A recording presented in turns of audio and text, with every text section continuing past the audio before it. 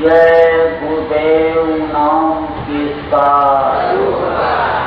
प्रभु का पावन नाम, प्रभु का पावन नाम। जय गुरुदेव। सतगुरु शांति वाले तुमको लाखों प्रणाम।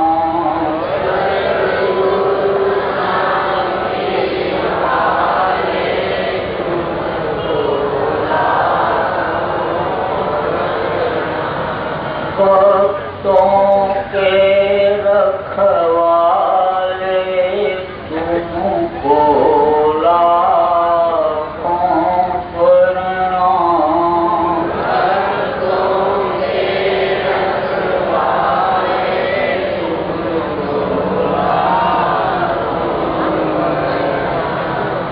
सुखदारा परिवार है जिसने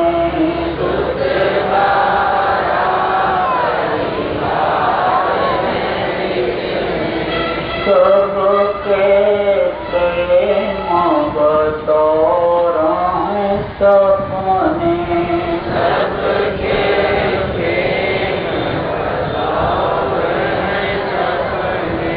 अंत समय कोई नहीं अपने।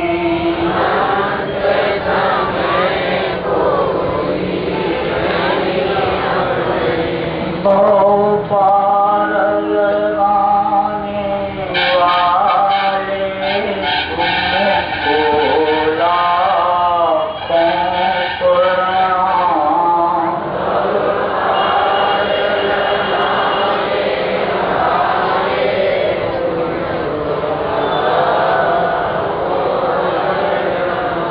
भक्तों के रखवाले तुमको लाखों प्रणाम।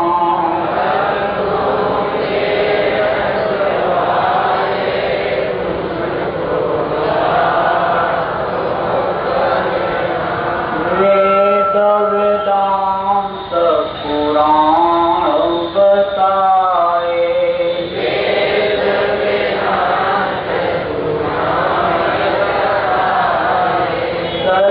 सदाचार सत्संग गाए।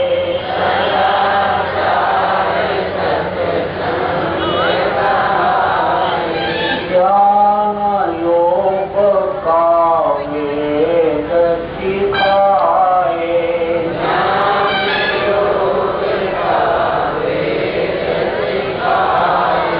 ज्योति जगाने वाले तुमको लाखों प्रणाम।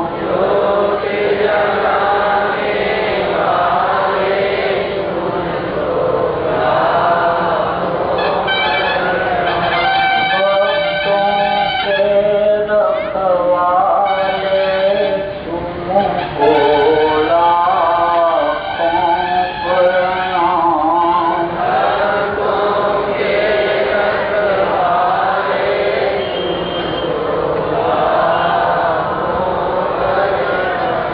भक्तों पर हैं तुम्हारे लोचन।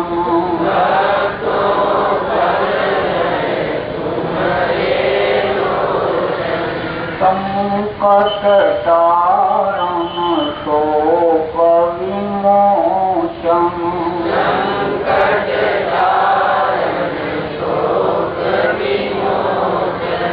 गुरु तुम ही पापों के मोचन।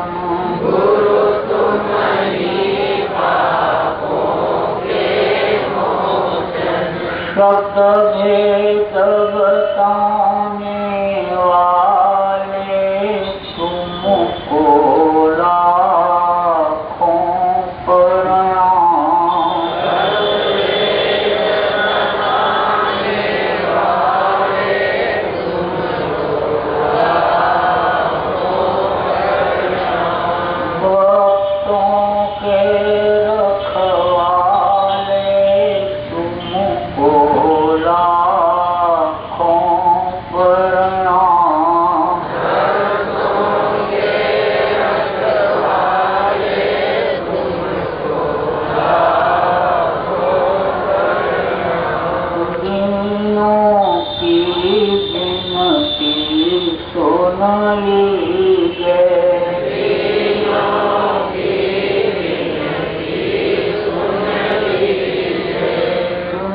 पर जानी कर कृपा कीजे,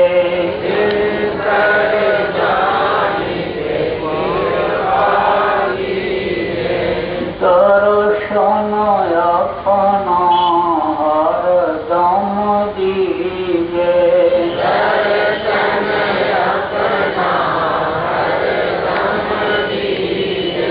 यम त्रास मिटाने वाले तुमको लाखों प्रणाम,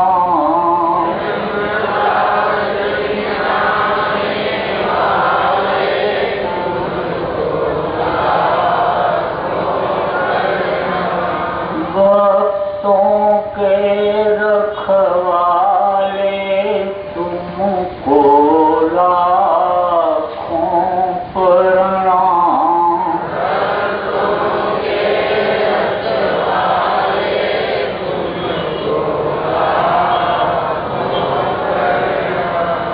सतगुरु शांति वाले तुमको लाखों प्रणाम,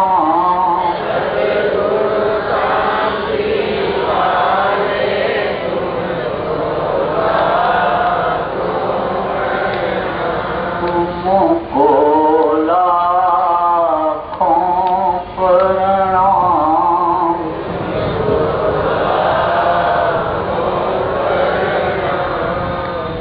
ये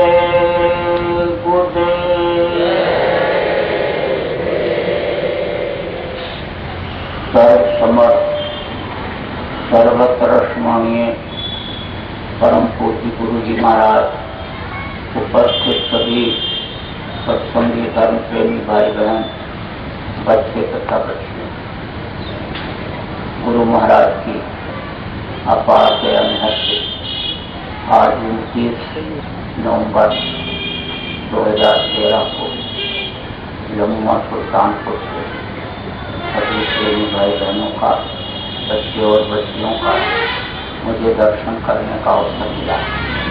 बड़ा अच्छा समय रहा।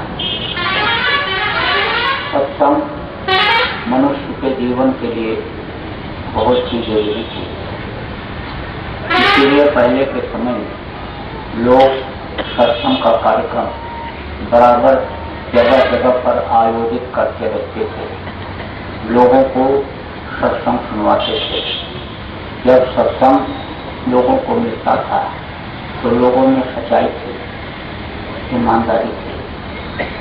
मोक्ष का एक बात निकाल करके आदमी गिरवी रख करके 1,50,000 रुपया कर्जा ले आता था।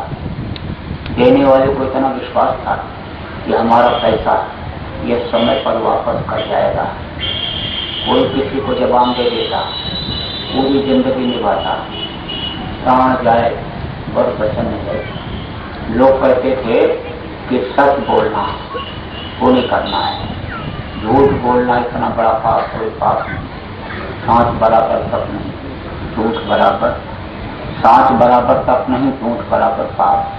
जाके रहते हैं सांस पे, जाके रहते हैं आप। गोस्वामी जी महाराज ने भी सत्य धर्म के बारे में कहा कि धर्म न दूजा सत्य समाना, आगम निगम पुराण बखाना। सत्य इतना बड़ा धर्म कोई धर्म ही नहीं होता है। तो सत्य का लोग पालन करते थे, अहिंसावादी थे, जीवों पर दया करते थे। दया धर्म तन बसे शरीरा, ताकर रक्षा करे मजमीरा। यह सोच लोगों की थी कि दया अगर अंदर में रहेगा तो मालिक का सिर हमारे ऊपर रहेगा, हाथ रहेगा। मालिक हमारे अंदर निवास करेगा और हमको सुख और शांति देगा। इसलिए यानी जानवरों की हत्या, आदमी की हत्या, पशुओं और पक्षियों की कोई हत्या नहीं करता था। हिंसा नहीं थी, जितनी अब बढ़ गई। अब आप इस बात को समझो। कहते थे कि मैं मुसलमान हूँ। मुसलमान का मतलब क्या होता है? मुसल्लम, ईमान और रहमान, मुसलमान। इसके अंदर मुसल्लम ईमान, जो रहम दिल हो, वो मुसलमान अपने को कहता था। बिस्मिल्लाहिर्रहमानिर्रहीम कहते थे वो मालिक रहमान है, रहम दिल है, रहम करेंगे तो मालिक मिलेगा। इस तरह के लोगों के भाव उस समय पर पहले जब फकीरों की कदम पोशी लोग करते थे, तकरीर उनकी सुनते थे, तो लोगों का ख्याल इस तरह का हुआ करता था। आप इस बात को समझो कि परोपकार की भावना, एक दूसरे के लोग मदद करते थे। देखो गांव में किसी के यहाँ कोई भी कामकाज हो, गमी हो या खुशी, पड़ोस के लोग उसकी मदद करते थे। घी से, दूध से, अनाज से। किसी के यहाँ कोई शादी ब्याह हो तो कहते थे भाई इकट्ठा करो मट्ठा छाछ, दही, घी, मदद करेंगे पड़ोसी की, उसके यहाँ मेहमान आएंगे, अपना दरवाजा घर की लिपाई कर लो, सफाई कर लो। मेहमान ज्यादा अगर उनके यहाँ आ गए तो अपने यहाँ रखेंगे। इतना आदर सत्कार पड़ोसी करते थे मेहमानों का, जितना जिसके यहाँ कामकाज होता था वो नहीं कर पाता है। सेवा भाव लोगों के अंदर में था।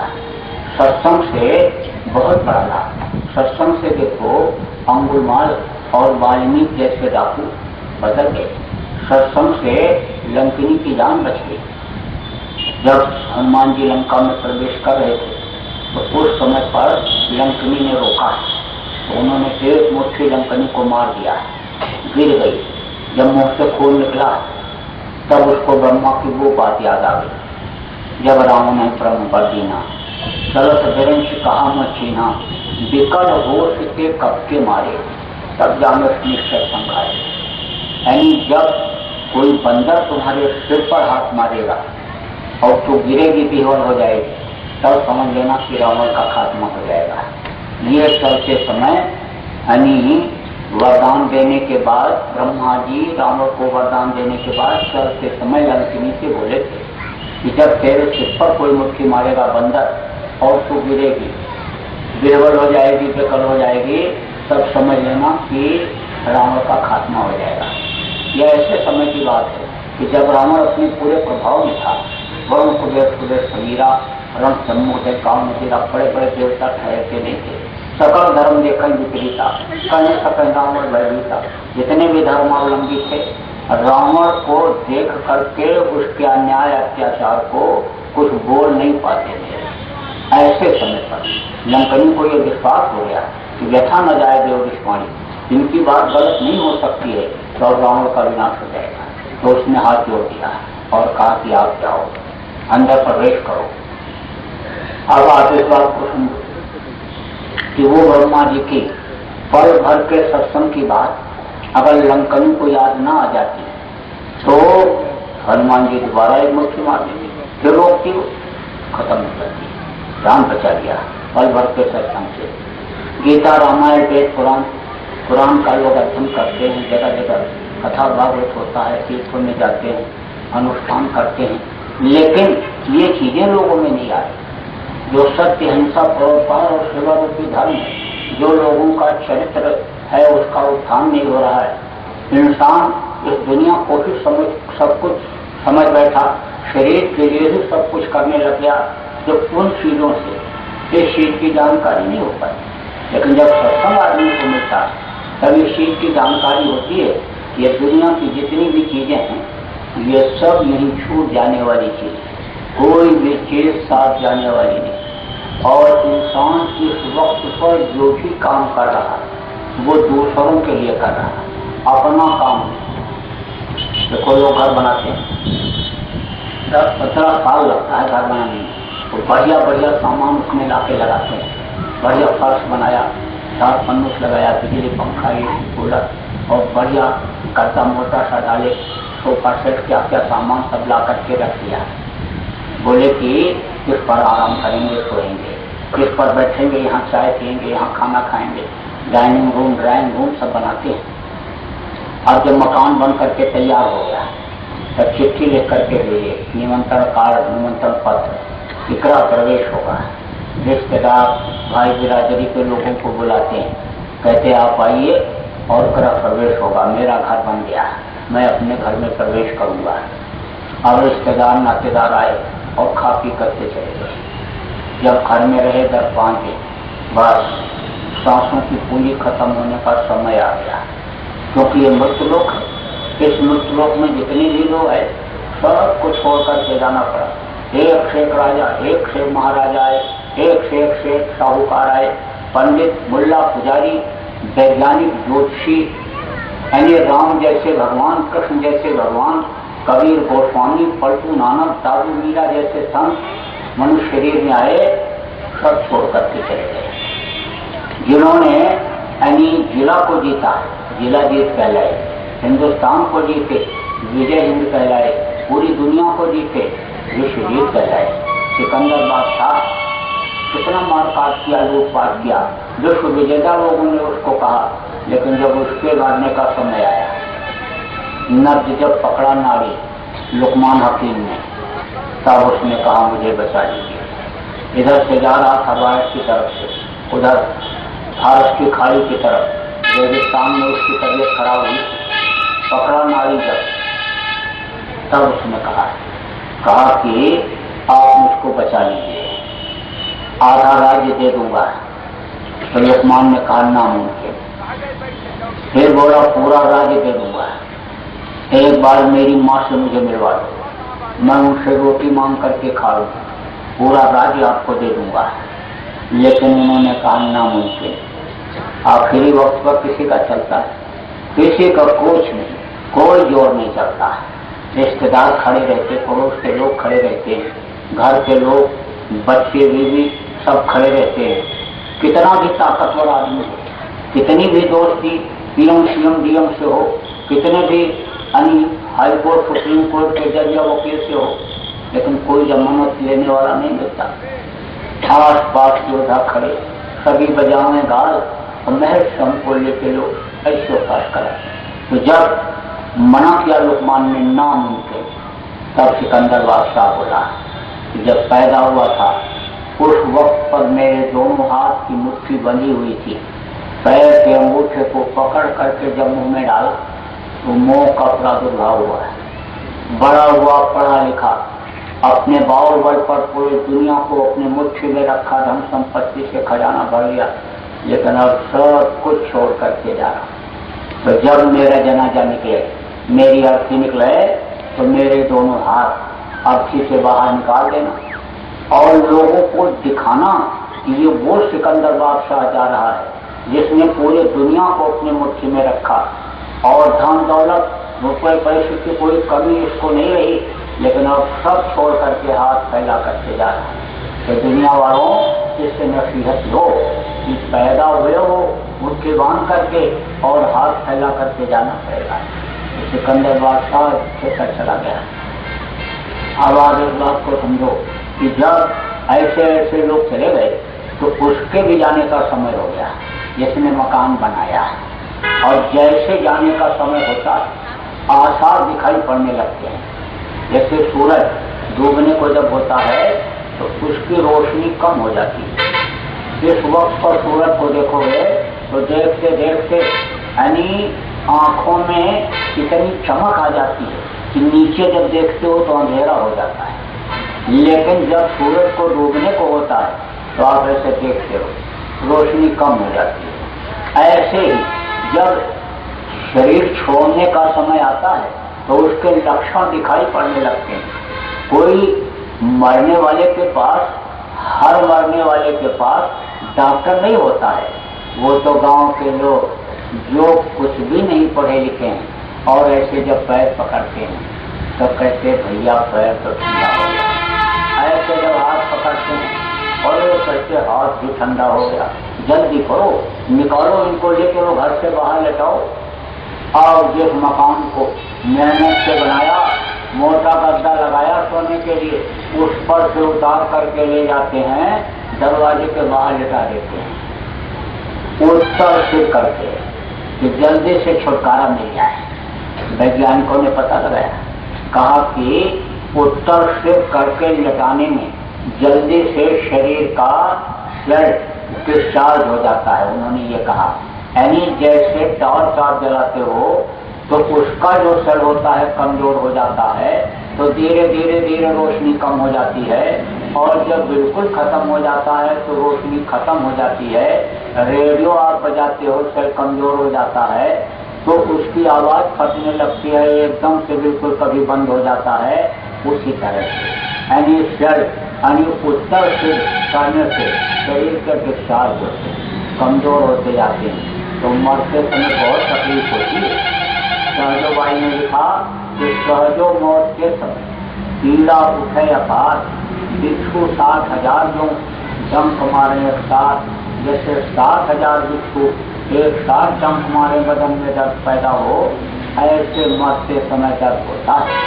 तो जब लोग देखते हैं छटपट छटपट छटपट करते हैं, करता है मरने वाला, आंख की रोशनी खत्म होती, कान से सुनाई नहीं पड़ता, जबान जब कुतरी होती है, तो उस वक्त पर लोग कहते बहुत तकलीफ होती है, तो जल्दी से इनको छुटकारा मिल जाए, इसलिए उत्तर सिर करके लेटा दो। अब बस उत्तर सिर करके लेटाया और थोड़ी देर में गर्दन ऐसे लटक गई, और जब गर्दन लटक गई बस रोना चिल्लाना शुरू हो गया।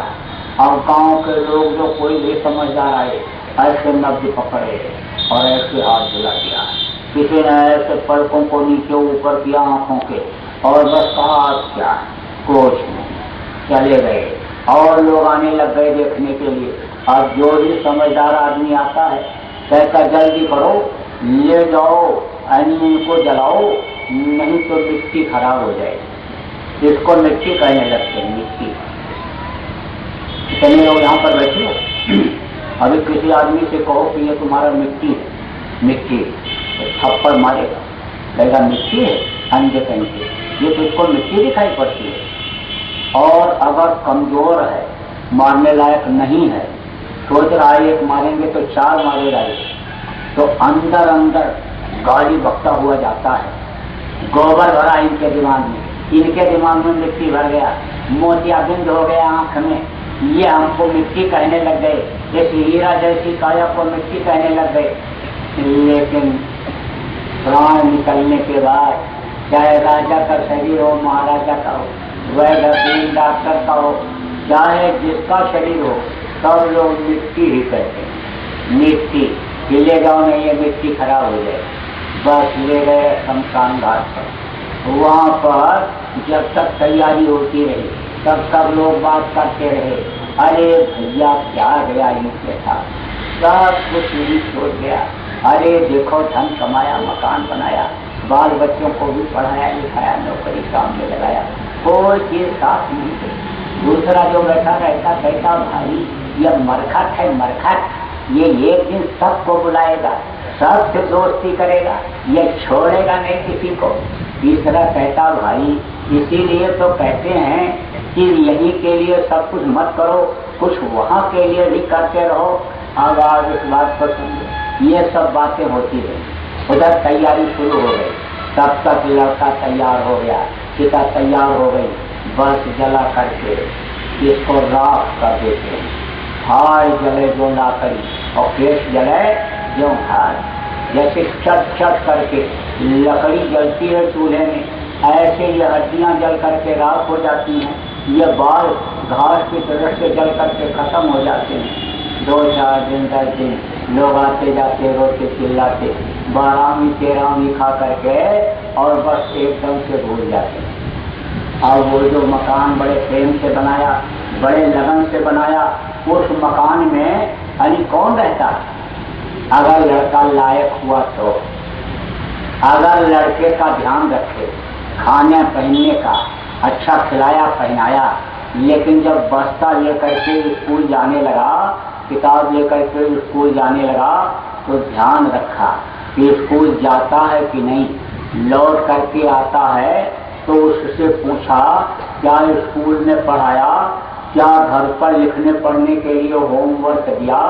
अगर देखा, ध्यान रखा और उसको तौर तरीका तहजीब सिखाया, चाल चलन पर उसके नजर रखा, तो वो लड़का रहता है, वो नालायक नहीं कहलाता, लायक कहलाता है। और अगर ध्यान नहीं दिया, अच्छा खिलाया और उसके मन के मुताबिक पहनाया, और वो जो पैसा मांगता गया उसको देते गए और वो इधर उधर खर्च करता गया, गलत बच्चों के हाथ में लड़का लग गया, तो वही लड़का बदमाश बन जाता है, वही नालायक बन जाता है। फिर वो उस मकान को जो आपने मेहनत से बनाया बेच देता है।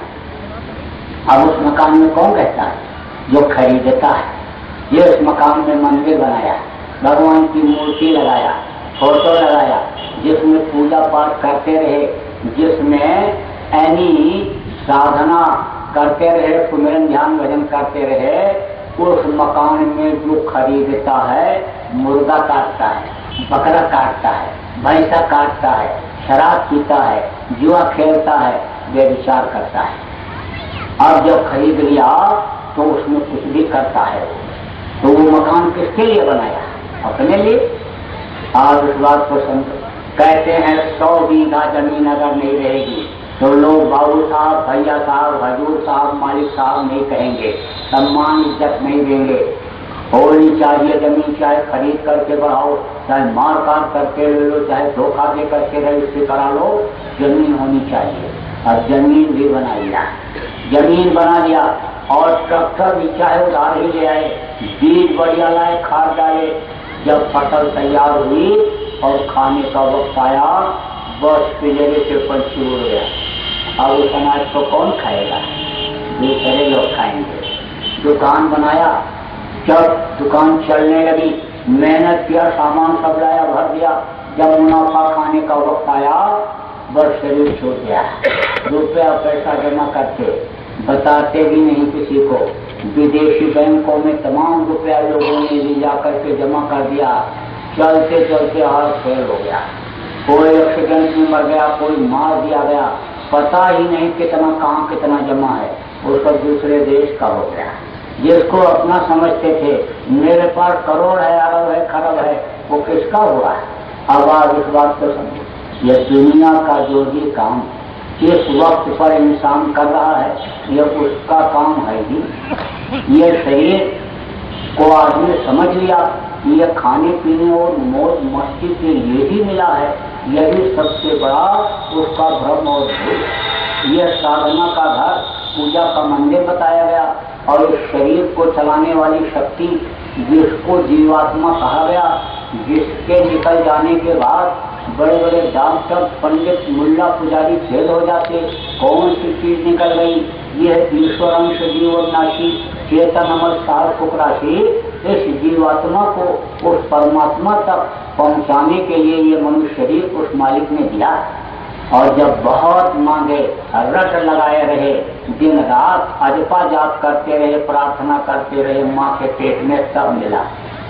अधोमुखी जब रहे थे, थर सिर ऊपर पांव, राखन हारा राखिया, जठर अगिन की लाओ, तू ही तू तुतकार थी, जपता अजपा जाप, और बाहर आकर भर लिया बहुत उठाए पाप।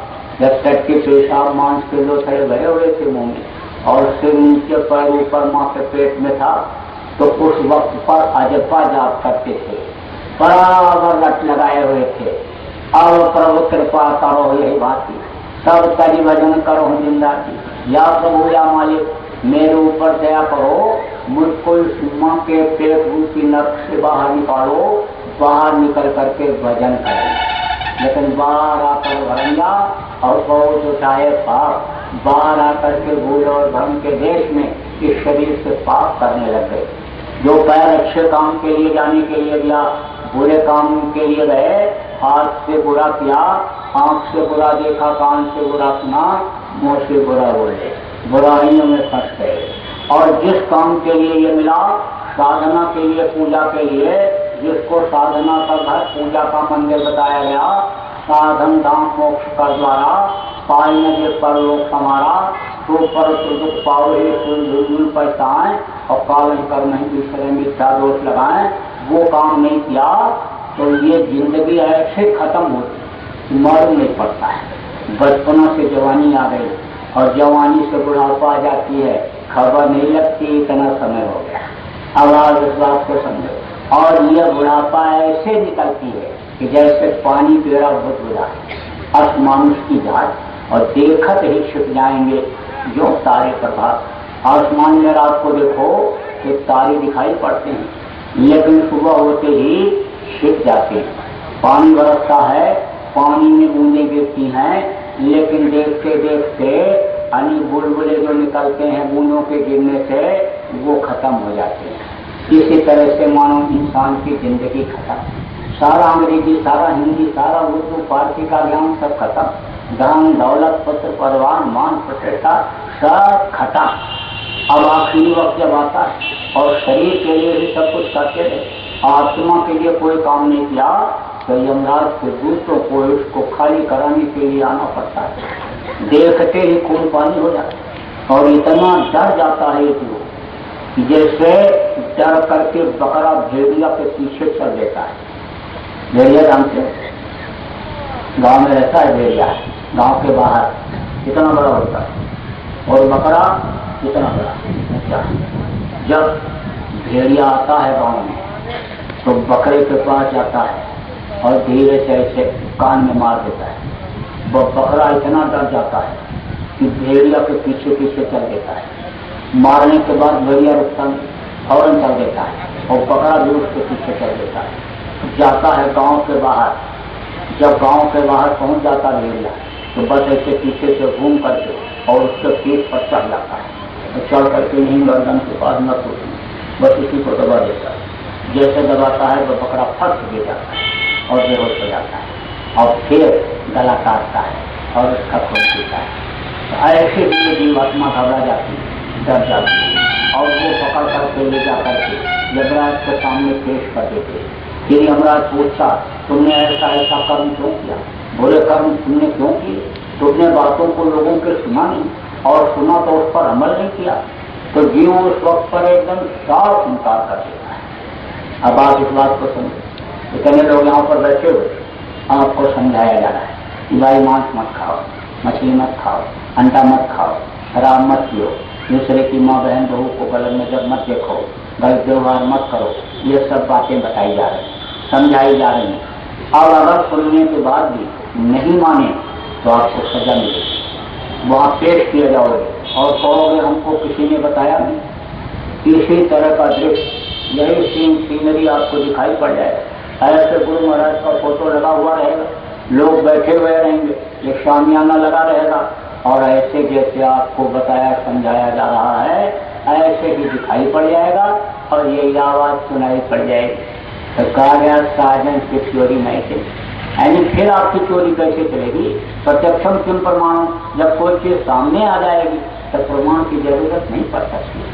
अभी किसी का कत्ल हो रहा हो और कोई कत्ल कर रहा हो और उसका फोटो खींच लिया जाए कैमरे में, तो फिर जज के सामने वो प्रमाण हो जाता है और फिर वो सजा दे देता है। उसी तरह से जब वो चीज सामने दिखा देगा वो यमराज, तब निरुत्तर हो जाओगे।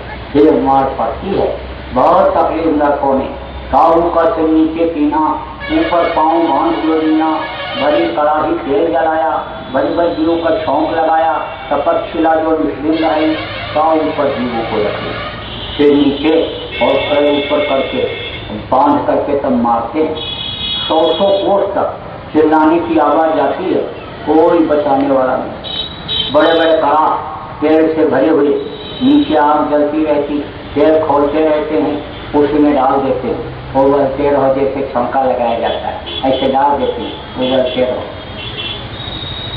किसी कुत्ता को मारो तो भागता हुआ रोता हुआ जाता है, थोड़ी दूर जाने के बाद ऐसे घूम के देखता है, या तो नहीं रहा है मारने वाला, और देखता है आ रहा है तो और तेज भागता है, नहीं आ रहा है तो धीरे धीरे जाता है। कुत्ते की आंख में पट्टी बांधो कपड़ा और उसके बाद मारो उसको, थोड़ी दूर जाएगा चिल्लाता होगा और फिर घूम करके देखेगा। जब घूम करके देखता है कुछ देख नहीं पाता और तेज भागता है, उसको ये रहता है आ रहा है और मारेगा। ऐसे आंखें फोड़ देते हैं और फिर उसके बाद मारते हैं। अब फिरो फोड़ो, दांत टूटे, पैर टूटे, हाथ टूटे, कुछ नहीं, भागता है आदमी जान बचाने के लिए। जब जान पर आफत आती है तब आदमी हाथ पैर टूटने को नहीं, जान बचाने की कोशिश करता है, तो उस वक्त पर ये शरीर तो यहीं छूट जाता है। लेकिन इसी तरह का शरीर पिशाच का शरीर होता है, तो शरीर छूटने के बाद वो पिशाच का शरीर धारण कराते हैं और उसमें सजा देते हैं, उसमें सजा भुगवाते हैं। तो नरकों में बहुत भी रहना पड़ता है, धरती का नर्क अलग, पेशाब का अलग, मवाद का अलग, मुर्दों का अलग। आप देखो सड़क के किनारे जाए और कोई कुत्ता मरा पड़ा हुआ है बदबू उसमें आ रही है, तो जब वहाँ नजदीक पहुँचते हो तो ऐसे कपड़ा लगा लेते, ऐसे कहते हो निकल जाते हो तो कहते हो इतनी दूर आने में नर्क हो गया, हम मुर्गों का भी नर्क और उसमें डाल दिया जाए, कितनी बदबू है। बहुत कभी सजा भोगने के लिए ही तो नर्कों में भेजा जाता है। उसके बाद छुटकारा मिला तो कुत्ता के शरीर में, बिल्ली के शरीर में, कीड़े मकोड़ों के शरीर में, सांप गोजर बिच्छू के शरीर में यही जीवात्मा डाल दी जाती है। आज वहाँ भटकते रहो, कोई सुनवाई नहीं, कोई ज्ञान नहीं, कोई रास्ता बताने वाला नहीं, बस अन्य खाया और भोग किया, बस समय उसी में खाता। फिर उसके बाद वहाँ से जब छुटकारा मिला तो 9 महीने माँ के पेट में उल्टे लटकाए गए, मनुष्य शरीर भी मिला लेकिन कोई रास्ता बताने वाला नहीं। तो कितने समय निकल गया और अपने घर नहीं पहुंच पाए। ये मिट्टी और पत्थर का घर, ये अपना घर है। किसी को तो बाप दादा भी कहते कहते चले गए ये घर मेरा, ये घर मेरा, ये घर, ये अपना घर नहीं। अपना घर तो कहीं और, जहाँ सुंदरता ही सुंदरता है, जहाँ खुशबू ही खुशबू है, जहाँ अंधेरा होता ही नहीं, उजाला ही उजाला है, परम प्रकाश रूप दिन राति, न कछ चाहिए दिया भटकाती का बिना भूमि एक महल बना, सामने ज्योति अपारी रे, अंधा देख देख को पावे बात बतावे सारी रे। जमीन नहीं लेकिन महल बना हुआ, वहाँ जमीन भी दिखाई पड़ती, तो आसमान से जो शख्स कोमल प्राप्त, और उस मकान में जगह जगह में रोशनी है, कोई आयोजन ट्यूबलाइट गैस बत्ती नहीं जलती, कोई झाड़ू लगाता हुआ नापदान नाली साफ करता दिखाई नहीं पड़ती, क्योंकि गंदगी तो है ही नहीं। मणियों और मोतियों के बने हुए कमरे, पशु और पक्षी भी वहाँ पे सुनहले मनमोहक दिखाई पड़ते हैं। अमृत की बरसात 24 घंटे होती रहती। वो अपना अमर रो, अमर देश उसको छोड़े हुए बहुत दिन सूरत श्लोक में हो गया और अभी तक नहीं पहुँच पाए, क्योंकि कोई रास्ता बताने वाला नहीं मिला। और यह है कि अब की बार अगर चूक गए तो फिर रास्ता आपको जल्दी मिलेगा नहीं, मनुष्य शरीर का भी मिलना कठिन। इसलिए इस शरीर के रहते रहते अपना काम करो। तो अपना काम कौन सा है? धाम अपने चलो भाई, पराये देश में फंसना। ये पराया देश है, ये काल भगवान का देश है, और जो कुछ भी आप कर रहे उसके लिए कर रहे, यहाँ के लिए कर रहे। यही कारण है कि इस धरती पर कितने लोग आए, मेहनत दिन रात किए और सब कुछ छोड़ करके चले गए, उनके साथ कुछ जाने वाला नहीं रहा। इसलिए गुरु महाराज ने कहा कि जो रास्ता मालिक से मिलने का उस मनुष्य के अंदर से गया हुआ है, उस रास्ते को मैं बता रहा हूँ, और उस रास्ते पर आप चलो तो आपको मालिक मिल जाएगा। इसी मनुष्य मंदिर में देवी देवताओं का दर्शन हो जाएगा, स्वर्ग वैकुंठ का आनंद मिल जाएगा। इसी में जो अनहद वेदवाणी 24 घंटे हो रही मस्ताना बाजा, जिसको खुदाई आवाज कहते हैं, वो बाजा तुमको सुनाई पड़ जाएगा, जिससे तुमको सुख का अनुभव होगा, शांति तुमको मिलेगी। जब मालिक मिल जाएगा तो आप समझो कि उसी की बनाई हुई ये सारी खिलकत है, ये दुनिया उसी की बनाई हुई है। फिर बाकी पेट के लिए आदमी को गुनाह करने, गलती करने की जरूरत नहीं पड़ेगी। फिर तो जो इच्छा की मनमाही और हर प्रसाद का दुर्लभ नहीं, ये चीज की आदमी इच्छा करता था, उसकी वो इच्छा पूरी हो जाती थी। काश्तकार अपने खेत में खड़ा होकर के हाथ जोड़ करके पानी मांगता था, बादल बरस जाते थे, वीर तरकश से तीर निकाल करके धनुष पे चढ़ा करके मारता, दुश्मन को मार करके तरकश में तीर फिरा जाती थी। अब आप इस बात को समझो, एक ही साधे सब है और सब साधे सब जाए तो कहाँ से साधना? कहीं पेड़ और पौधे में, पत्थर में वो मिलने वाला नहीं है, उसमें अगर खोज के रहेंगे तो समय निकल जाएगा। उस मालिक को इसी में प्राप्त करना है, और आज तक जिसको प्राप्त हुआ तो मनुष्य मंदिर में प्राप्त हुआ, और जिसने देखा उसने लिख दिया। कहा फकीर ने कि अल्लाह अल्लाह का मजा है, मुर्शिद के मैं खाने में है, और दोनों आलम की हकीकत एक पैमाने में है। ना खुदा मंदिर में देखा, ना खुदा मस्जिद में है।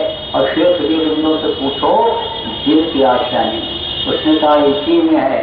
मंदिर मस्जिद इधर उधर में समय बेकार जाता है, कुछ नहीं, उठते बैठते रहो, इसे नियत बांधते रहो, काम पकड़ते रहो, तौबा करते रहो, उससे कुछ नहीं होने वाला है।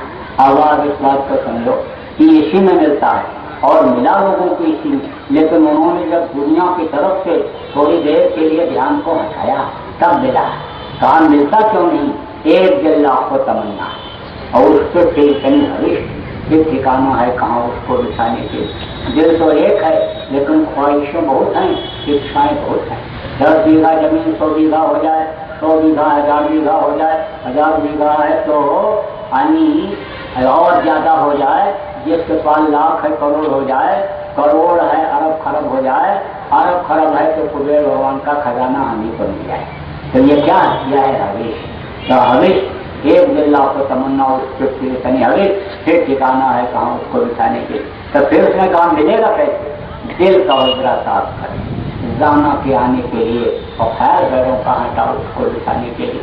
उजरे को तू साफ कर, जो तूने गंदा कर लिया उस बैठने के सिंहासन को मालिक है, उसकी तू धुलाई कर, अंतरात्मा की धुलाई कर। तो अंतरात्मा की धुलाई कौन करता है? कपड़ा गंदा हो जाए, शरीर गंदा हो जाए, साबुन पानी से धो लो, लेकिन अंतरात्मा की सफाई उसके लिए पलटू साहब ने कहा धो लिया वो मर जाएगा। चादर लीजिए धोए, चादर लीजिए धोए भाई वो बहुत पुरानी, और चलो सतगुरु के घाट बड़े जहां निर्मल पानी उनके पास पहुंचो और धुलाई कराओ, अंतरात्मा की सफाई हो जाएगी जब तो मालिक आकर के बैठ है। अभी साहब ने भी कहा जो तिलमाही तेल है, जो चकमक में आग, तेरा स्वामी शुद्ध में जान सकल तो जान। उन्होंने भी कहा इसी चीज को कि जो चकमक में आग होती है, तिल में तेल होता बाहर से नहीं दिखाई पड़ता, जब पेड़ते हो तब दिखाई पड़ता है, नीचे टूटा है जब, उसी तरह से मालिक इसी मनुष्य मंदिर के अंदर है। जैसे दूध में घी रहता है, दही में घी दिखाई नहीं पड़ता, जब मथते हो भिलोते हो और उसके बाद में तब उसमें से ऐसे निकलता है, ऊपर आ जाता है वो। उसी तरह से इसके अंदर में ही मालिक मिलता, आज तक इसको मिला।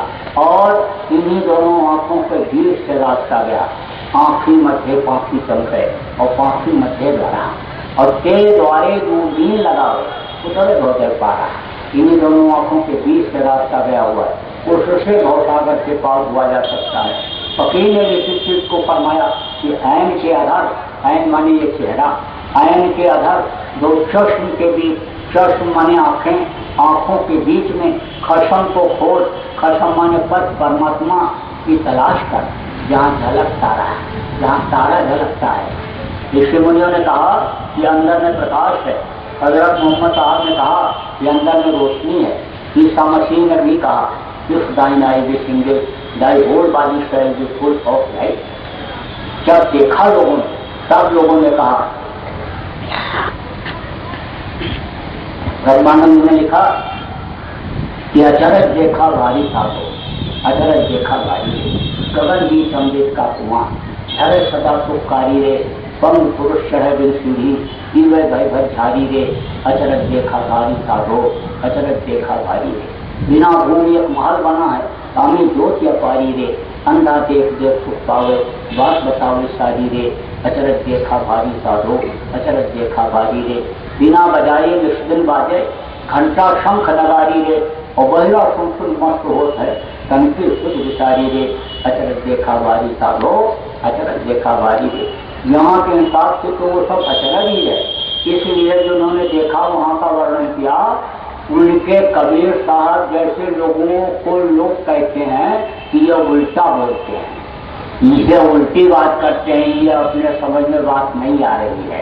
तो यहाँ के हिसाब से तो वो अचरज ही है, लेकिन जिन्होंने देखा उन्होंने सुख पाया, आनंद पाया और उस आनंद की व्याख्या किया। तो इन्हीं दोनों आंखों के बीच से रास्ता गया हो कि जिससे स्वर्ग और वैकुंठ का आनंद लिया जा सकता है, पितृ पितामह लोकों में, सूर्य चंद्र लोकों में जाया जा सकता है, अपनी जीवात्मा का कल्याण किया जा सकता है। तो ये रास्ता 700 वर्षों से संतों ने सरल किया और हमारे गुरु महाराज ने बिल्कुल आसान कर दिया कि दिन में खेती नौकरी दुकान दफ्तर का जो भी काम करते हो करो, शाम को बाल बच्चों की देख रेख के बाद थोड़ा समय निकाल करके और वहाँ के लिए भी कुछ कर लिया करो। कोई भी गुरु महाराज के पास गया, किसी से गुरु महाराज ने परहेज नहीं किया, पढ़ा लिखा हो अनपढ़ हो, गरीब हो अमीर हो, किसी भी जात मजहब का मानने वाला हो, सबको गुरु महाराज ने रास्ता बताया और कितनों को गुरु महाराज उस रास्ते पर चला करके पार भी कर दिए। गुरु महाराज ने ये कहा था कि तुम साधना करो और तुमको साधना में अगर कोई दिक्कत आएगी तो मैं तुम्हारी संभाल करूंगा, मदद करूंगा, क्योंकि अंतर में दिक्कत आती है, बहुत परेशानी होती है। देखो अच्छे अच्छे लोग फंस गए, संगी को भंगी कर डाला, नारद के पीछे पड़ गए पछाड़, योग कर गोरखी को लूटा और नैमी को लूटा, हलवा खिला। अच्छे अच्छे लोग फंस गए। पर जीव के लिए सुना अन्य साधारण जीव की क्या औकात है कि वह गुरु की दया से आगे निकल जाए, लेकिन गुरु महाराज ने दया किया, निकल गए और पहुंच गए अपने अमर लोक में। और इस दुख के संसार में आने वाले नहीं, क्योंकि ये दुखों से भरा हुआ संसार, यहाँ कोई सुखी है, सब दुखी।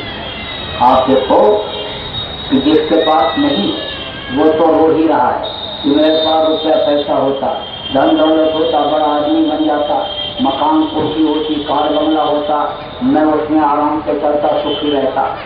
लेकिन जो ये मान प्रतिष्ठा वाला, बंगला कार वाला है, पैसे वाला है, वो उससे ज्यादा दुखी है। वो कहेगा पैसा कहाँ रखें, कैसे जमीन में गाड़ें, कौन से बैंक में जमा करें, इनकम टैक्स है, टैक्स से पैसे बचाएं इसको, उसके लिए परेशान। नींद नहीं आती, रात को 2 बजे नींद की गोली खाते हैं, तब नींद बड़े बड़े सेठ लोगों को आती है। आपके घर के बगल में कोई गरीब आदमी रहता है और जब सास और बहू लड़ती है, गाली देती है एक दूसरे को, भर्ती भर्ती, तब कहते ये गंवार हैं, देखो ये कितनी भर्ती भर्ती गाली एक दूसरे को दे रही है। बड़े घरों में बहुत चैन से रहती होंगी क्योंकि वो पढ़ी लिखी है। लेकिन ये नहीं मालूम कि पढ़ी लिखी, अंग्रेजी पढ़ी लिखी सास और अंग्रेजी पढ़ी लिखी बहू एक दूसरे को अंग्रेजी में गाली देती, घर घर में कड़ा। अब उसका कारण क्या है यह भी पता लगाया गया तो पता चला कि कारण यह है कि जब घर में बहू आई तो सास सोचने लगी, 40 साल पहले जब मैं इस घर में आई थी तब क्या था, फूस का घर था, चूल्हे पर फूक फूक करके और खाना बनाती थी, आग बुझ जाती दूसरे के हाथ से मांग करके लाती थी, जलाती थी, कुएं से पानी भर के लाती, तालाब से कपड़ा धो करके इनको पहनाती थी, जानवरों का, बच्चों का ध्यान दिन भर कुछ न कुछ करती रहती। शाम को 1 घंटा सास का पैर दबाने के बाद, सेवा करने के बाद तब सोने जाती थी। और ये बहू आई है तो ये कुछ करना ही नहीं चाहती, बस अंदर अंदर कूदने लगती, बोलती कुछ नहीं है, तिरछा देखती है, बस एक दिन किसी दिन बोल देती है, बस वो बात जो बोली वो तीर की तरह गई और लगी बहू के जिगर में, और वो भी घायल हुई अंदर से। अब वो भी सोचने लगी क्या करूँ ना करूँ, अब उसकी भी नजर ऐसे चढ़ी हो जाती, अब न सास बहू को देखना चाहे और न बहू सास को देखना चाहती है। अब और बात को समझो, सारे अब बहू लड़की पर घर लाई और रातों में पलक की लाई, जैसे पलकों के बीच में आँख होती है और कोई भी धूल गर्द धुआं अभी आने लग जाए, पानी आने लग जाए आंखों की तरफ, तो पलकें बंद करके आंखों को संभाल लेती हैं, रक्षा करती हैं। ऐसे दूसरे की घर की लड़की को जब अपने घर में लाते थे तो बड़े लाड प्यार से रखते थे, अपनी लड़की की तरफ से प्यार देते थे। लेकिन अब ऐसा माहौल हो गया तो जितनी भी साथ आप यहाँ बैठी, आपको सेट करने की जरूरत है। अरे सेट कर लो, पहले वाला जो जमाना अब नहीं रहा। अब तो वो बढ़िया मकान से आई और अच्छे मकान में थे, यहाँ मायके से अच्छे मकान में से निकल के आई और अच्छे बढ़िया पक्का पोख्ता मकान में आ गई। उसने कहाँ पुरुष देखा, और ये जो चूल्हा शक्ति और जितनी चीजें हैं वो सब तो वहीं से लेकर के आई। जो जमाना तो सब बदल गया। आज जब भी कोई चूल्हा फूक करके और खाना बनाना चाहता है, जब से गैस चला, अब तो ऐसे ऐसे चूल्हे चल गए कि जिसमें माचिस भी नहीं लगानी पड़ती है, उसी में लाइटर फिट रहता है, ऐसे घुमाओ और फर्श पे चूल्हा जल गया। बिजली के ऐसे चूल्हे चल गए कि ऐसे बटन दबाओ चूल्हा जल गया। हाथ रख लोगे जलेगा नहीं और बर्तन रख लोगे गर्म हो जाएगा। 10 मिनट में प्रेशर कुकर में दाल चावल बना तैयार। अब कोई मोहरी से पीट के कपड़ा धोना पसंद करता है, बस बटन दबाओ कपड़ा डाल दो मशीन में, वॉशिंग मशीन उसको कहते हैं, उसी में डाल दो कपड़ा धोना तैयार। ऊपर से गेहूं डालो बटन दबाओ नीचे आटा निकल गया, ऊपर से डाल दो धान और बटन दबाओ नीचे चावल निकला तैयार है। सब मशीनें चल गई, मशीनों का युग हो गया। अब हाथ से कोई सिलाई करता है, बस बटन दबाया मोटर चालू हो गया और फटाफट कपड़ा आगे पीछे करके रहे सिलाई हो गई। तो आपको इस बात को समझना चाहिए कि वो जो जमाना अब नहीं रहा, अब तो आपको सेट करने की जरूरत है, सम्मान और प्यार देने की जरूरत है बहू को।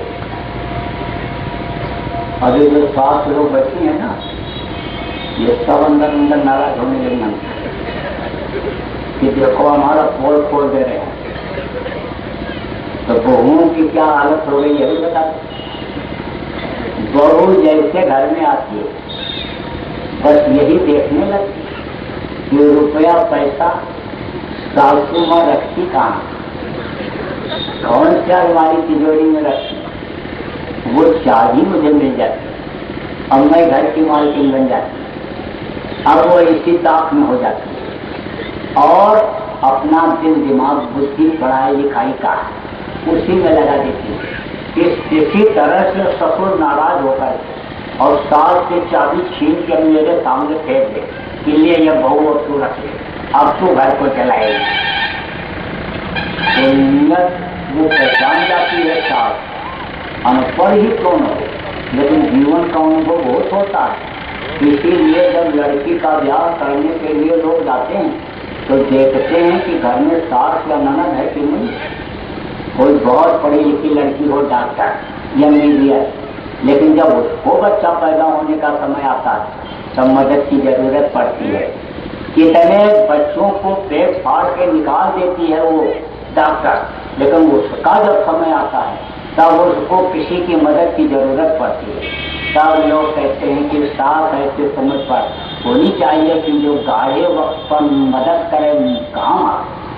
तो अनपढ़ ही क्यों न हो, लेकिन अनुभव बहुत होता है। एक आदमी ऐसे जा रहा था घोड़े पर चढ़ा हुआ और गुड़िया अपने लड़की को, सुंदर जवान लड़की को लेकर जा रही, तो लड़की थक रही थी, यही कह रही थी थक गई।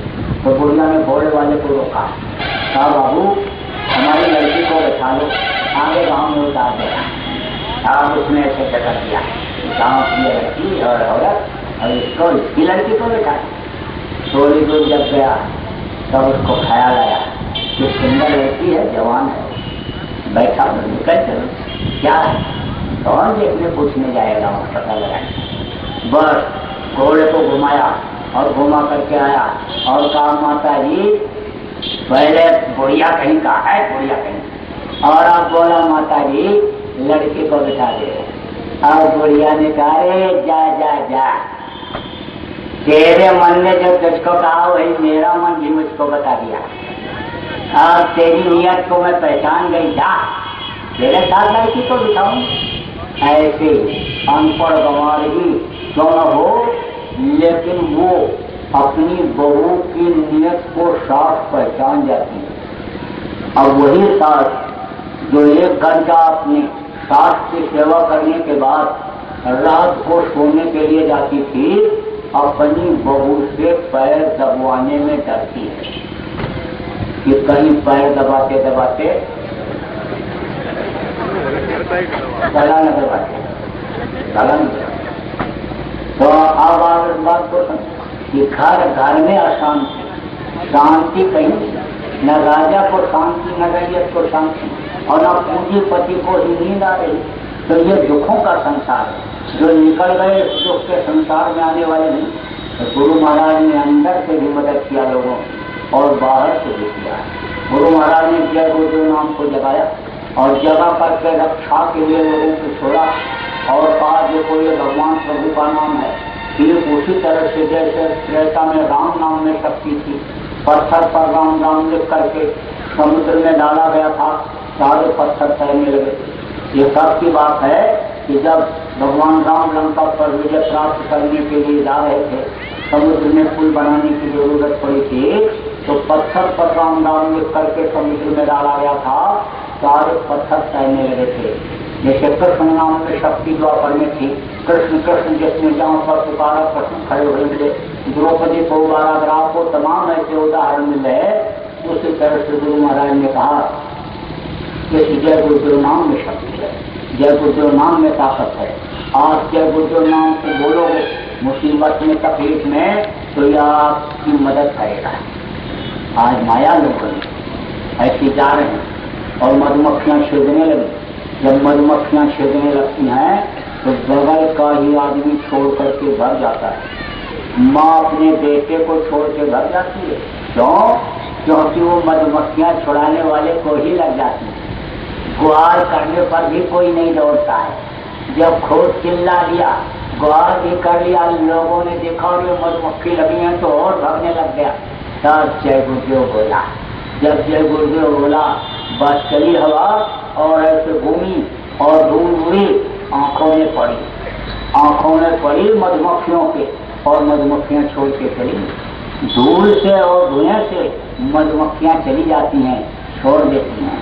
पानी में नहाने के लिए गया, डूबने लग गया, इनके का भी सहारा नहीं है।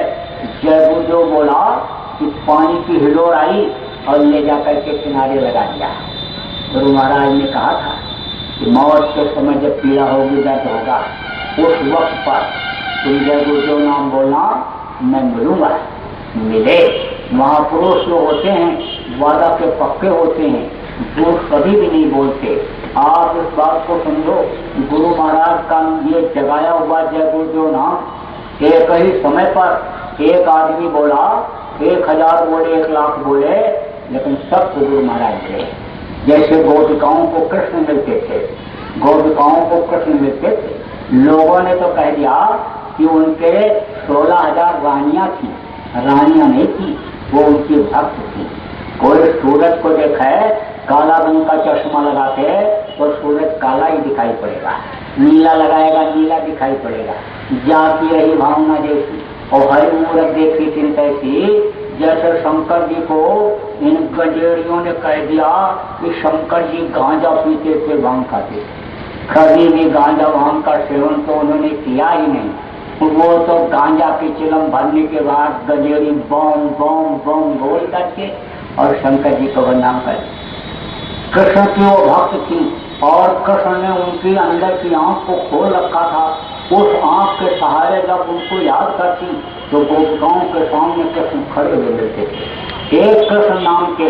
लेकिन 16,000 गोपिकाओं ने अगर एक साथ याद किया तो 16,000 गोपिकाओं को कृष्ण मिले। सब ने कहा ये मेरे भगवान हैं, ये मेरे पति हैं, ये मेरे परमेश्वर हैं। खसम उसी को कहते हैं पति को, और खसम उसी मालिक को कहते हैं जो मालिक होता है, जो शरीर का तन मन धन का मालिक होता है, जिसको समर्पण कर दिया जाता है, उसी को खसम, उसी को पति और वही परमेश्वर हुआ करता है। तो आप इस बात को समझो कि जैसे कृष्ण को गोपिकाएं, कृष्ण गोपिकाओं को मिलते थे, ऐसे ही गुरु महाराज मरते समय लोगों को मिले। कोई कलकत्ता में चिल्लाया, मुंबई में, मद्रास गांव गवनियों में, लेकिन जय गुरुदेव बोलते ही गुरु महाराज आ गए और लोगों ने जाते समय मरते समय बताया कि बाबा जी आ गए और यमराज के दूत हट गए। किसी ने कहा मुझको गोदी में ले लिया, किसी ने कहा हट गए, मैं तो बिल्कुल उनके बगल में खड़ा हुआ हूँ। इस तरह से लोगों ने अनुभव किया। तो बाहर से भी मदद किया गुरु महाराज ने और अंदर से मदद किया। अब आप इस बात को समझो कि मन से गुरु महाराज ने जितनी भी बातें कही वो सब सत्य हो गए और जो बची खुची अभी हैं वो सब आपके सामने आ जाएंगे। देखो ये अन्य बातें जो कहते हैं उसमें तथ्य होता है, समझ की बात होती है, ज्यों केले के पात के पात पात में पात, क्यों संतों के बात के बात बात में बात। जैसे केले के पत्ते के ऊपर पत्ता ऐसे लगता जाता है और पेड़ तैयार हो जाता है। तना नहीं होता केले में, पत्ता खींचते जाओ नीचे कुछ नहीं बचेगा, केवल पत्ता ही बचेगा। ऐसे संतों की बातों में बात होती है। अब आप इस बात को समझो। लोग कहते हैं गुरु महाराज ने कहा था कि मैं सतयुग लाऊंगा, 400 वर्ष जिंदा रहूंगा।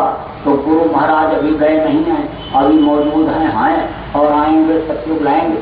अब आप इस बात को तो सुनें कि सतयुग तो आएगा, उसको कोई रोक नहीं सकता, समय पर आएगा। ये पुराण के 40वें अध्याय में भी लिखा है, गुरु सागर में भी लिखा है, जगन्नाथ दास की उड़िया किताब में भी लिखा है, और गुरु महाराज ने भी कहा कि कलयुग में कलयुग जाएगा और कलयुग में सतयुग आएगा। लेकिन मैं आपको याद दिलाऊं, अभी अगर कल सतयुग ला दिया जाए तो आप अपने से ही पूछो, क्या आप सब लोग जितने लोग यहाँ बैठे हो सतयुग देखने के लायक हो? तो सतयुग देखने लायक जो नहीं रहेंगे, इक्का दुक्का 2-4 छोड़ करके बाकी कलयुग जब जाएगा तो सबको लेकर जाएगा, लड़ाई करता हुआ। बहुत मरेंगे, हर युग के बदलाव में मरे। आप देखो, जब त्रेता खत्म हुआ मरे, द्वापर खत्म हुआ मरे, बहुत मरेंगे। तो ये सब प्रेत योनि में जाएंगे। अभी वो महाभारत कुरुक्षेत्र में हुआ था, वहाँ के लोग अब भी लड़ाई देखते हैं। अब भी वो सब भूत बन गए, और भूत बन करके ऐसे दिखाई पड़ता है, ऐसे लड़ रहे हैं और चिल्ला रहे हैं, और वो आवाज आ रही है, उस तरह की आवाज आ रही है, समझ नहीं पा रहे उस आवाज को। अब आप इस बात को कि प्रेत योनि में चले जाते, और बाढ़ से भी पतला रास्ता होता है, खाने का कभी पेट ही नहीं भरता। और मान लो अगर प्रेत योनि में नहीं भी गए तो वो कहीं भी चले गए तो आपको यहाँ का मालिक बना दिया जाए, पूरे शहर का, लंबा का, और पूरी धन संपत्ति आपको एक आदमी को दे दिया जाए, और 8 मंजिल का मकान दे दिया जाए, और कहा जाए उसमें आप रहो। अरे जब आदमी नहीं रहेंगे तो सतयुग किस बात का, किस काम का सतयुग? इनको बचाने की जरूरत है, और इनको अभी बचाया जा रहा है। सतयुग तो आएगा। देखो, गुरु एक पावर होती है, गुरु एक शक्ति होती है। गुरु शरीर में रहते हैं लेकिन वो पावर अपना इस्तेमाल करते हैं, और पावर से ही देखो इतनी बड़ी संगत तैयार हुई। गुरु महाराज ने जब आदेश किया कि जाओ प्रचार करो, तो जिसने जिसने भी प्रचार किया उसके साथ वो पावर रहा, और लोगों ने इस बात का अनुभव किया कि मैं इनके सवाल का जवाब कैसे दे ले गया, ये चीज हमको याद कैसे आ गई। लोगों ने इस बात का खूब अनुभव किया। अपने धन के, पुत्र के, परिवार के बढ़ोतरी में भी, तरक्की में भी उम्मीद से ज्यादा लोगों को ये अनुभव हुआ कि गुरु की दया ने यह सब काम किया। तो गुरु एक पावर होती है। गुरु शरीर छोड़ करके दूसरे को काम अपना बता करके और चले जाते हैं, लेकिन जिन जीवों को पकड़ते हैं उनकी डोर को, जो इनका गुरु पद स्थान है त्रिकुटी धाम के पास, वहां तक बराबर आते रहते हैं जहां बांधे हुए रहते हैं डोर को। जब तक उनके जीव पार नहीं हो जाते तब तक त्रिकुटी धाम तक आते रहते हैं। जीव जब पार हो जाते हैं तब फिर नहीं आते।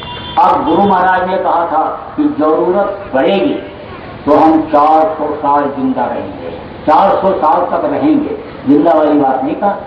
जरूरत पड़ेगी तो हम 400 साल तक रहेंगे, जरूरत पड़ेगी। और उनका निशाना क्या था कि हम आए वह देश से जहां तुम्हारो धाम, और तुमको घर पहुंचाना एक हमारो काम, एक लक्ष्य उद्देश्य कि हम तुमको तुम्हारे घर पहुंचा रहे हैं। और इस पहुंचाने में अगर 400 वर्ष लगेगा तो रहेंगे, और नहीं बीच में काम हो गया तो फिर नीचे नहीं आएंगे। रही बात सतयुग लाने की, वो पावर जब देंगे तो हम सतयुग ला दें, आप ला दो, कोई और ला दे। ये तो वो भारत भूमि है, वो धर्मपरायण देश है। यहाँ पर 12 अवतार हुआ, यहाँ पर शुकर अवतार हुआ, यहाँ पर तो खम्भ फाड़ करके और भक्त की रक्षा उस मालिक ने किया।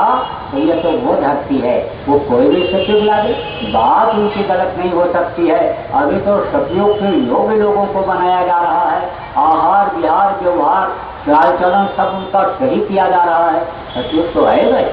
और गुरु महाराज यानी एक पावर, एक शक्ति जो लोगों को दिए हुए थे अब भी वो दिए हुए हैं। जितने भी नामदानी हैं आप लोगों के साथ वो पावर है, वो शक्ति है।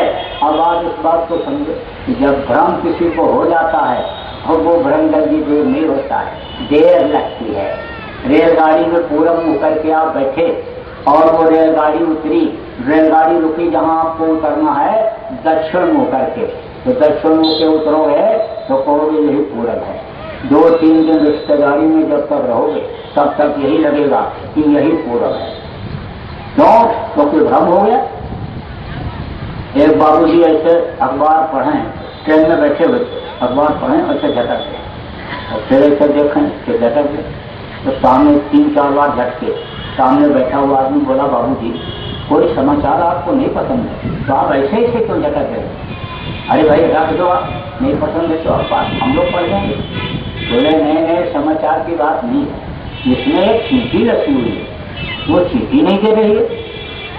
उस आदमी ने सोचा 3-4 बार इस तरह से ऐसे ऐसे झटकने पर चीटी नहीं गिरी तो अखबार वालों ने कौन से नटबोर्ड से चीटी को इसमें कस दिया भैया?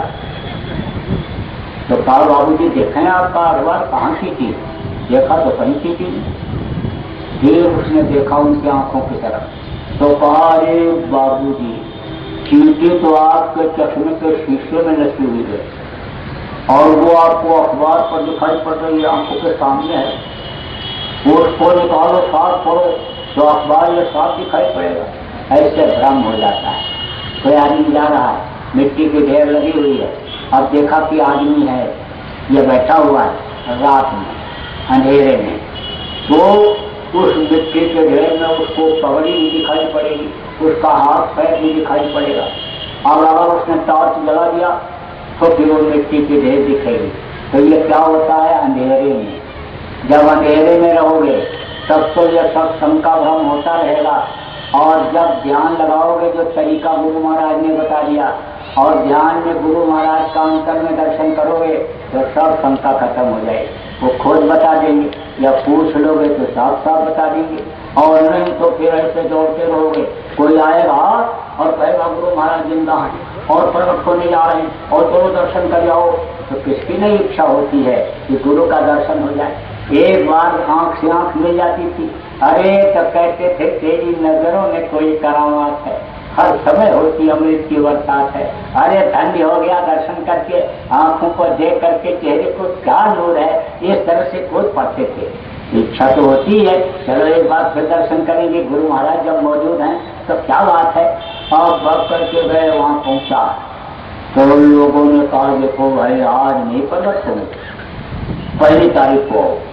अब 1 तारीख को जब गए तब बोले आज पूर्णिमा को आ जाओ, 10, 20, 25, 50 को जितनी इच्छा हो ले आओ, एक ही बार दर्शन होगा। पूर्णिमा को आओ, पूर्णिमा को प्रकट होंगे। और पूर्णिमा को 10-20 लोगों को लेकर के गए, तब बोले क्या किया जाए, कानूनी अड़चन आ गई, पैसा इकट्ठा करो, मुकदमा करना पड़ेगा और अपना संगठन बनाओ, जरूरत पड़ेगा तो ठंडा डंडा भी हाथ में लेना पड़ेगा। अब तो भाई कानूनी अड़चन आ गई, अब आज दर्शन नहीं होगा। अब जब वापस रास्ते में लौटने लगा तब वही साथ से लोग कहने लगे कि तूने बाबा जी का प्रचार तो बहुत किया और बाबा जी ने कहा तो तू टाट भी पहन लिया, लेकिन तू सीधा है बहुत, तू आदमी को पहचान नहीं पाता। अरे भाई ये आदमी जो यहाँ पर हैं और ऐसा ये जो बोल रहे हैं इनको तो मैं समझ गया ये वही लोग हैं स्वार्थी लोग कि अभी तो पैसे की मांग कर रहे हैं, आदमी के लिए कह रहे हैं, और जब इलेक्शन आएगा तब कहेंगे हमको एमएलए बना दो, एमपी बना दो। जब हम लोकसभा में जाएंगे, विधानसभा में जाएंगे और वहाँ आवाज लगाएंगे तब बाबा जी आएंगे। अरे तू इनके चक्कर में क्यों पड़ा हुआ है? अरे तू अपना काम कर, अरे तू प्रचार प्रसार जो शाकाहारी का बाबा जी कहा करके गए वो कर। और वो शाकाहारी के रैली में आया और सुना समझा, फिर बोला भाई मैं तो भ्रम में पड़ गया था, मैं तो बड़े भूल में था। अब तमाम लोगों का भ्रम और दूर दूर हो रहा है, लेकिन कुछ लोग पक्के स्वार्थी। कैसे न स्वार्थी माना जाए? जिन लोगों ने गुरु महाराज को नहलाया धुलाया, जब उन्होंने चोला छोड़ा और कपड़े में लपेट करके ले जा करके अग्नि को समर्पित किया, चिता पर रख करके जलाया, कुछ लोगों ने अपनी आंखों से ऐसे जलते हुए देखा और उसी तरह की स्मेल, उसी तरह की गंध जैसे मनुष्य शरीर के हानि जलने की आती है, हाड़ मांस के जलने की आती है, वो जब आई और उसी तरह से जैसे देखा कि मनुष्य का जलता है, जब शरीर डेड बॉडी जलती है, जब अपनी आंखों से उन लोगों ने देखा और वही लोग कह रहे हैं बाबा जी जिंदा है और अभी आएंगे, तो स्वार्थ नहीं और क्या है, स्वार्थ है। अब वो अपनी टीम बनाइए। अब एक आया तो कहा चलो दर्शन होगा, मैं देख के आया हूँ। कहाँ देख के आए? वहां देख के आए। कहाँ बैठे थे? ऐसे पीछे की तरफ खिड़की से देखा था, दिखाया था लोगों ने। देखो वही रूप, वही कद और वही मोटाई। फिर दूसरा आया, कहा कि चलो भाई चलो प्रकट हो जाएंगे। मैं तो देख लिया हूँ। कहाँ देखे भाई? अरे वहां देखे, आगे से देखा फिर पीछे से देखा, अरे सामने से देखा और आवाज भी सुना। आवाज तो बिल्कुल आ गई, वही आवाज में बोलने लग गए और चेहरा बदल रहा है धीरे धीरे। बस कुछ दिन में वही चेहरा हो जाएगा। अब आप इस बात को समझो कि एक राजा के दरबार दो आदमी पहुंच गए तो बोले हमको रख लिया जाए, बड़े काम के आदमी हैं। बोले कौन काम के आदमी हो? तो बोले हमको अच्छी तनख्वाह दिया जाए, रहने का इंतजाम कर दिया जाए, मौके पर आपके काम आएंगे। अरे कुछ तो बताओगे, किस काम के हो, क्या काम करते हो? एक ने कहा मैं झूठ बोलता हूँ। तो राजा ने कहा झूठ बोलने वाले को नहीं रखना है, हट जा, हटा दिया। दूसरे से पूछा तुम बताओ तुमको क्यों रखा जाए? तो उसने कहा मैं झूठ को सच करता हूँ। और राजा ने कहा जब कोई झूठ नहीं बोलेगा तू क्या सच करेगा? तू तो कबाड़ी पहुंच गए सुबह सुबह। मंत्री ने कहा परीक्षा ले लिया जाए, देख लिया जाए कैसे झूठ बोलता है, कैसे सच करता है। तो झूठ बोलने वाले से कहा झूठ बोल। तब उसने कहा सरकार राजस्थान में ऊंटों का काफिला जा रहा था, बस पानी बरसा और सब ऊंट जल करके मर गए।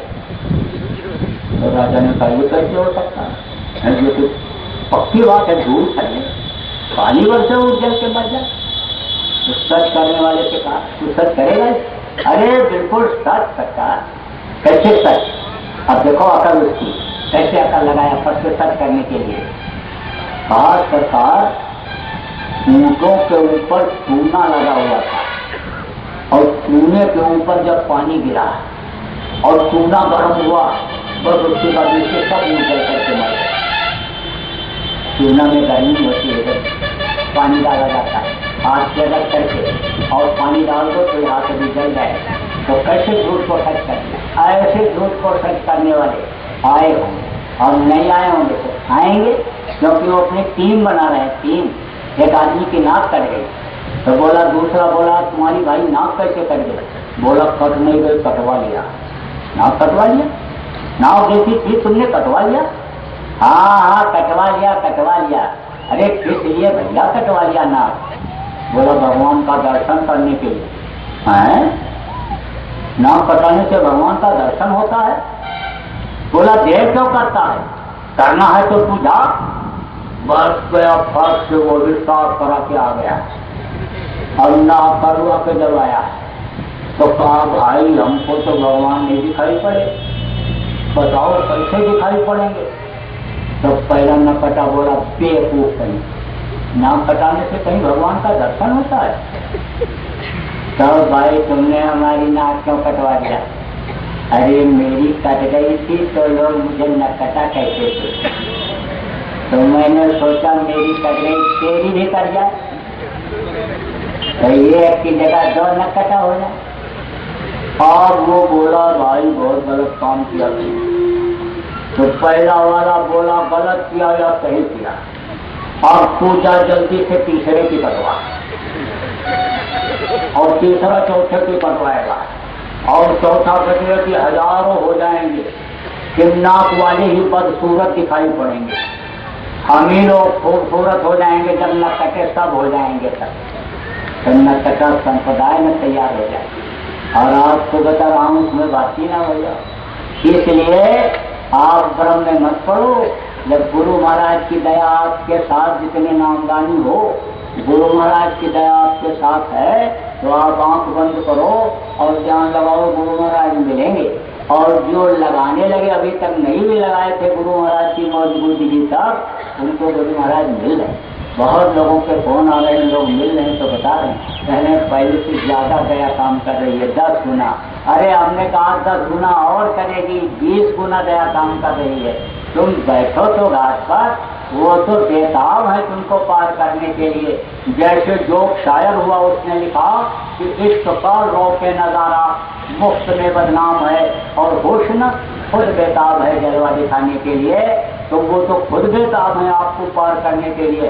आप उनके पास नजदीक में पहुंचो तो आप सब लोग भजन करो, देखो भजन करोगे, ध्यान लगाओगे तो सब समझ में आ जाएगा।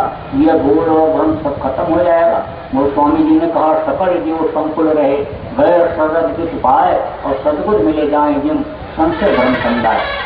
अब आप इस बात को समझो। गुरु महाराज ने मेरे लिए कहा था कि नए लोगों को नामदान देते और पुरानों की संभाल करेंगे। अब आप जो पुराने नामदानी हो, आपको भ्रम न हो जाए, इसलिए आपको समझा रहा हूँ कि देखो मैं आपका गुरु तो कभी बन ही नहीं सकता। जो गुरु महाराज के नामदानी हो, आपके गुरु ये गुरु महाराज रहेंगे। ये जिनकी तस्वीर लगी हुई, जिनका फोटो लगा हुआ है, इनको आप हृदय में बसाना, इनको मस्तक पर सवार रख करके चलना। इनको अगर आप हृदय में बसाओगे तो आपका लोक भी बनेगा और परलोक भी बन जाएगा। इसलिए इनको आप हृदय में बसाओ और इनके वचन को याद रखो और इनके बताए हुए रास्ते पर चलो। सुमिरन ध्यान भजन आप ठीक से करो। और लोग जो यहाँ नहीं आए नामदानी गुरु महाराज के हैं, उनको भी कराओ। जगह जगह पर शाम का 1 घंटे का ध्यान भजन का केंद्र स्थापित कर दो। साप्ताहिक सत्संग बराबर जगह जगह पर जहाँ भी सत्संगी हैं, कहाँ पर आप कायम कर दो। तो ये काम आप लोग करो। अब जो पुराने लोग हैं, जो नए लोग हैं आज, उनको नामदान दिया जाएगा, क्योंकि गुरु महाराज ने नामदान देने के लिए कहा और नामदान देने के लिए उन्होंने हुक्म दिया। गुरु महाराज ने ट्रेनिंग दिया, समझाया, बताया हर तरह का, और इस लायक बनाया कि आज आपके सामने यहाँ पर कुछ कहा जाए, सुना जाए, नामदान दिया जाए, रास्ता भगवान के मिलने का बताया जाए। 40 साल करीब हो गया गुरु महाराज के पास आए हुए। जब आया था तो कुछ जानकारी परमार्थ की नहीं थी। सत्संग क्या होता है, संत क्या होते हैं, संत मत क्या होता है, कोई जानकारी नहीं थी। लेकिन गुरु महाराज ने सब समझाया, बताया। ये हमने देखा कि गुरु महाराज जितनी भी बातें करते थे उसमें कुछ न कुछ तथ्य, कुछ न कुछ सच्चाई जरूर रहती थी, सत्यता रहती थी। बेकार की कोई बात गुरु महाराज कभी किए ही नहीं। बातचीत में अगर कोई चीज न समझ में आवे तो गुरु महाराज किस्सा कहानी सुना करके उसको समझा दिया करते थे। क्योंकि बेटा अपने बाप से मर्यादा में हर चीज पूछ नहीं सकता है। जब इच्छा होती है जानकारी की जाए तो देखते ही ऐसे समझ जाते थे। संत न देखें चाल तुताल, वो परखें अंतर का हाल परख करके और किस्सा कहानी सुना करके उसको समझा दिया करते थे। गुरु महाराज की सेवा का मौका भी खूब मिला। छोटे से छोटी सेवा शुरू में कराया, झाड़ू लगाओ, बर्तन धो, कुछ भी छोटा से काम हो सब काम करो, सब सिखाया गुरु महाराज ने। अपनी हर तरह की सेवाएं गुरु महाराज ने दी। जहाँ जाते साथ में ले जाते। गुरु महाराज मंच पर जब सत्संग करते बगल में बैठाए रहते, नामदान देने के बाद कहते कि इनको समझा दो, मेरा ध्यान भजन करा दो। ये साथ भी गुरु महाराज ने किया। मेहनत और ईमानदारी से मैंने भी गुरु महाराज की सेवा किया। जो कहा गया धाम शीश आदि और स्वामी सब भाव छल त्यागी। जैसे सूरज की रोशनी कहा गया कि पीठ की तरफ लेने से जाए में ज्यादा फायदा होता है उसी तरह से अन्य स्वामी की सेवा करो, गुरु की सेवा करो तो छल कपट दम पाखंड एक तरफ रख करके निश्चल भाव से करो। उसी तरह से किया। इसीलिए न तो कोई घर बनाया, न कोई घर बसाया, न कोई जमीन जायदाद इकट्ठा किया, न कोई रुपया पैसा जमा किया। बिल्कुल एक दृढ़ से समर्पण भाव में गुरु महाराज की सेवा में लगाया। गुरु महाराज ने जिम्मेदारी आश्रम की दे दी, तमाम वहाँ पर निर्माण कार्य कराया, गौशाला का, गाड़ियों का काम, सामान मंगाने का ये सब हिसाब किताब सब रखा। लेकिन गुरु महाराज जब शरीर छोड़े तो कुछ लोगों को लालच हो गई, ये धन संपत्ति मेरे ही पास होनी चाहिए। उन्होंने फिर अपनी टीम बनाया और कहा कि इसको हम ही भोगेंगे और इस धरती के मालिक हम ही रहेंगे और इस रास्ते में जो भी आएगा विरोध करेगा उसको रास्ते से ही हटा देंगे। तब हमने सोचा भाई अगर एक भी बूंद यहाँ खून बह गया गुरु के नाम पर धब्बा लग जाएगा। गुरु का सफेद पगड़ी जब तक गुरु महाराज रहे और गुरु महाराज पर कोई कीचड़ नहीं उछाल पाया, गुरु महाराज के अंदर कोई कमी नहीं देख पाया और अगर शंका हुई कोई कमी की व्याख्या भी किया तो बाद में वही लोग चरणों में गिर करके माफी मांगे कि मैं भ्रम में था, भूल में था। ऐसे गुरु के सफेद पगड़ी पर दाग लग जाएगा। इसलिए मैंने कहा कि धन संपत्ति ये सब कोई मानी नहीं रखती है गुरु की प्रतिष्ठा इज्जत बचाने में।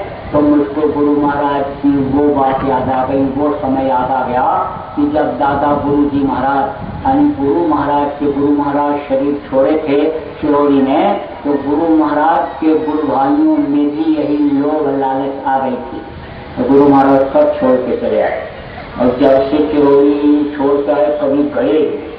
अब आगे बात को समझो कि वही चीज हमको याद आ गई कि छोड़ो इसको झंझट को और बाहर निकलो, जो गुरु ने काम सौंपा है उस काम में लग जाओ।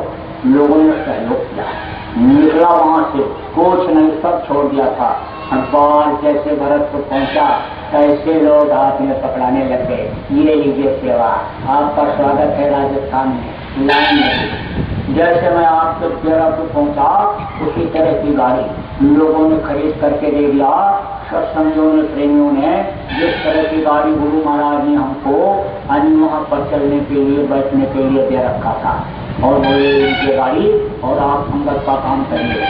मैंने कहा कोई इच्छा नहीं काम करने की रह गई, अब तो एकांत में भजन करना चाहता हूँ। इन लोगों ने कहा गुरु महाराज ने जिम्मेदारी आपको दी है नए लोगों को नाम दान देने की और पुरानों की संभाल करने की, कौन करेगा? इस वक्त पर लोग निराश हैं कि कौन संभालेगा, कौन सहारा बनेगा। गुरु महाराज तो हमको छोड़ करके चले गए, रो रहे हैं, चिल्ला रहे हैं, इनका आंसू कौन पोछेगा? फिर मैंने कहा चलो चलते हैं। कमल कसा गुरु का नाम लेकर के और जगह जगह सब गया, लोगों को समझाया, बताया, ध्यान भजन में लगाया, लोगों को फायदा भी हुआ, बीमारियों में, तकलीफों में भी फायदा हुआ, लोगों को मानसिक शांति भी मिली। फिर तो बहुत भीड़ आने लग गई, नए लोग भी आने लग गए। नए लोगों ने कहना भी शुरू कर दिया नामदान कब दोगे, नामदान कब मिलेगा? मैंने कहा भाई अंतर में जब गुरु महाराज का आदेश हो जाएगा, मौज हो जाएगी, नामदान लोगों को दे दिया जाएगा, तब तक के लिए इंतजार करो। लेकिन वो समय आया और गुरु महाराज ने मौज फरमा दिया। अब आप इस बात को समझो कि अंदर से बिल्कुल इच्छा नहीं हो रही थी कि नामदान दिया जाए, क्योंकि बोझा बहुत आता है, इसलिए इच्छा नहीं हो रही थी। लेकिन जब ये मौज हो गई कि देना तुम्हीं को पड़ेगा और अभी अगर गुरु पूर्णिमा में दे दोगे तो लोगों को मिल जाएगा, भजन करने लग जाएंगे, और नहीं भी करेंगे तो मनुष्य शरीर मिल जाएगा, और नहीं तो 1 साल के लिए जाएगा अगली गुरु पूर्णिमा के लिए। तब मैंने कहा जो मौज है वो स्वीकार है, मौज में तो हमेशा ही रहा, तो नामदान देना शुरू कर दिया। अब आप समझो जगह जगह भीड़, इतनी भीड़ कि अब पूरा मैदान छोटा पड़ जाए, इतनी भीड़ जगह जगह पर थी और लोगों को नामदान दिया गया और लोग कर रहे हैं, उनको फायदा भी हो रहा है, लोग बता भी रहे हैं। तो नए लोगों को नामदान आपको दूंगा, लेकिन आप ये मत सोच लो कि हमको चेला बोलने के लिए आ गए, चेला बनाने के लिए आ गए। चेला बनाने आपको नहीं आया, ना आपका गुरु बनने के लिए आया हूँ। लेकिन ये बात आप समझो कि आपको कुछ बताने आया हूँ, गुरु के आदेश का पालन करने आया हूँ, आपको वो नाम बताने आया हूँ जिसके लिए वो स्वामी जी महाराज ने कहा कलयुग केवल नाम आधारा, सुने सुने नर तरह पारा, नाम ले तो बहुत सुंदर सुखाही, सुजन विचार करो मनमाही, वो नाम आपको आज बताऊंगा। आज इस बात को समझो कि इसी मनुष्य मंदिर में देवी देवताओं के दर्शन करने का, स्वर्ग वैकुंठ का आनंद लेने का, पितृ पितामह लोकों में सूर्य चंद्र लोकों में जाने का, अनाद वेद वाणी सुनने का ये रास्ता आज आपको बताया जाएगा।